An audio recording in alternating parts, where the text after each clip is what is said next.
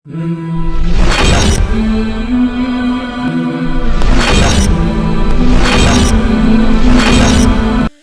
الله الرحمن الرحيم. تبارك الذي بيده الملك وهو على كل شيء قدير، الذي خلق الموت والحياة ليبلوكم أيكم أحسن عملا، وهو العزيز الغفور.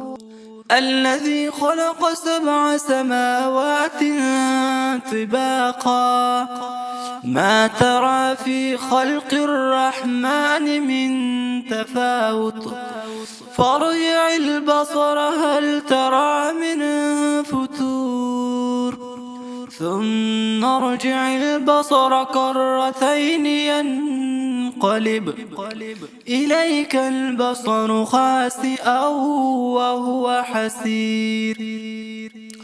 ولقد زينا السماء الدنيا بمصابيح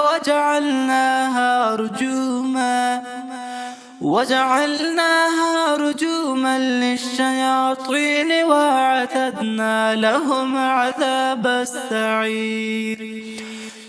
وللذين كفروا بربهم عذاب جهنم وبئس المصير.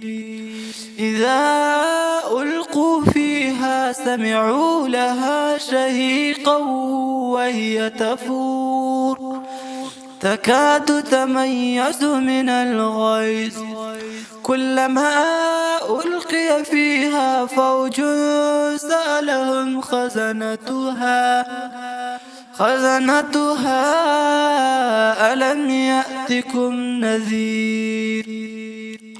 قالوا بلى قد جاءنا نذير، فكذبنا وقلنا ما نزل الله من شيء إن أنتم إلا في ضلال كبير.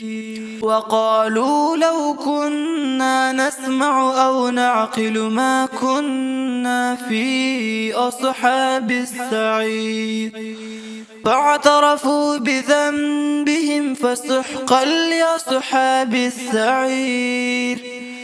إن الذين يخشون ربهم بالغيب لهم مغفرة وأجر كبير. وأسروا قولكم أو اجهروا به إنه عليم بذات الصدور. ألا يعلم من خلق وهو اللطيف الخبير. هو الذي جعل لكم الأرض ذلولا فامشوا في مناكبها وكلوا من رزقه وإليه النشور. أأمنتم من في السماء أن يخسف بكم الأرض فإذا هي تمور، أم أمنتم من في السماء أن يرسل عليكم حاصبا فستعلمون كيف نذير. ولقد كذب الذين من قبلهم فكيف كان نكير. أولم يروا إلى الطير فوقهم صافات ويقبض ما يمسكهن إلا الرحمن إنه بكل شيء بصير.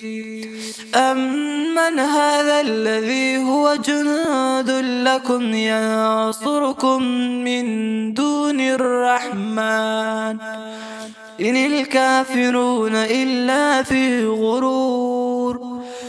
أمن هذا الذي يرزقكم إن أمسك رزقه بل لجوا في عتو ونفور أفمن يمشي مكبا على وجهه أهدى أمن يمشي سويا على صراط مستقيم قل هو الذي أنشأكم وجعل لكم السمع والأبصار والأفئدة قليلا ما تشكرون قل هو الذي ذراكم في الأرض وإليه تحشرون ويقولون متى هذا الوعد إن كنتم صادقين قل إنما العلم عند الله وإنما أنا نذير مبين فلما رأوه زلفة سيئت وجوه الذين كفروا وقيل هذا الذي كنتم به تدعون